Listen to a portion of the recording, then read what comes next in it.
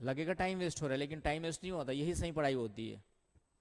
यही क्या होती है आपकी जो है सही पढ़ाई होती है। जब तक लिखोगे नहीं, भूल जाओ कि प्रीलिम्स पे निकलने की संभावना रहेगी आपकी, और धोखे से निकल भी गया तो फिर मेंस में जाके फंसोगे तो क्या मतलब, फिर वही साइकिल चेंज स्टार्ट होगा, फिर अगले साल लिखने की प्रैक्टिस करोगे। तो पहले ही पूरा कर लो ना भाई। तो ये समझा समझा के मैं थक जाता हूँ, लेकिन और फाइनली जब पेपर दे के आएंगे बोलेंगे सर ये हुआ वो हुआ, मुझे मैं तो जो बोला। अब कोच की बात को आप डायरेक्टली क्या बोलते हैं, कोच की बात को लाइन टू लाइन फॉलो नहीं करोगे तो कोच क्या करेगा।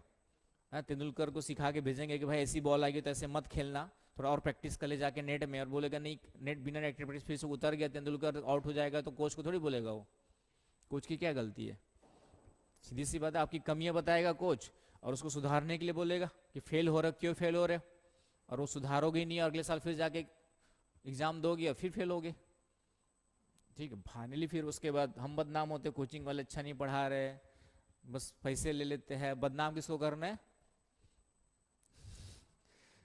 बस अच्छे लोग तो नहीं करते वैसे, लेकिन बहुत सारे बच्चे लोग बदनाम करने वाले ज़्यादा मिल जाते हैं। बस यार ये कोचिंग वाले ऐसी है, पैसा ले लेते हैं। लेकिन जितना पढ़ाया जा रहा है, जितना जैसे तरीके से बताया जा रहा है, आपको लिखने कहा जा रहा है, कितने लोग लिख रहे हैं सर, कोई नहीं लिख रहे। जब मैंने कहा ना कोचिंग करने से ही आपका जो है कभी सिलेक्शन नहीं होना है। जब तक कि यदि आपको हमारा काम सिर्फ गाइडेंस देना है, अच्छे से कोच करना है, और जिस तरीके से हम बोलते हैं उस तरीके से कर लोगे तो सिलेक्शन रुकेगा नहीं। और बिना लिखे यूपीएससी ना तो प्रीलिम्स निकलेगा, ना ही मेंस निकलेगा। ये भी मैं, है ना, प्रीलिम्स धोखे से निकल भी गया, अब 3 साल से पढ़ी रहो प्रीलिम्स प्रीलिम्स प्रीलिम्स तो निकल ही जाएगा, लेकिन मेंस में जाके फंसोगे फिर।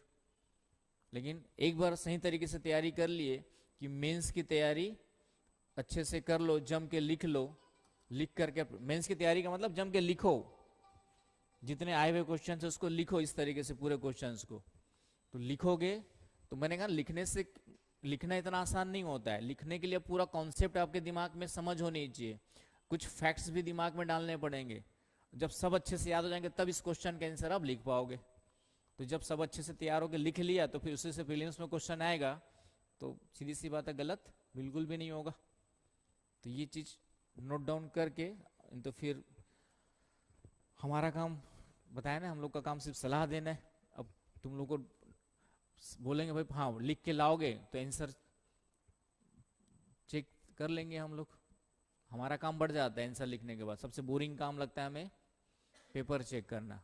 यदि मुझे पूछे कि कोचिंग फील्ड में या टीचिंग के फील्ड में सबसे बोरिंग काम क्या होता है तो पेपर चेक करना। इसलिए कोई भी बड़ा टीचर पेपर चेक नहीं करता, वो असिस्टेंट रखते हैं और उनको दे देते, पकड़ा देते हैं।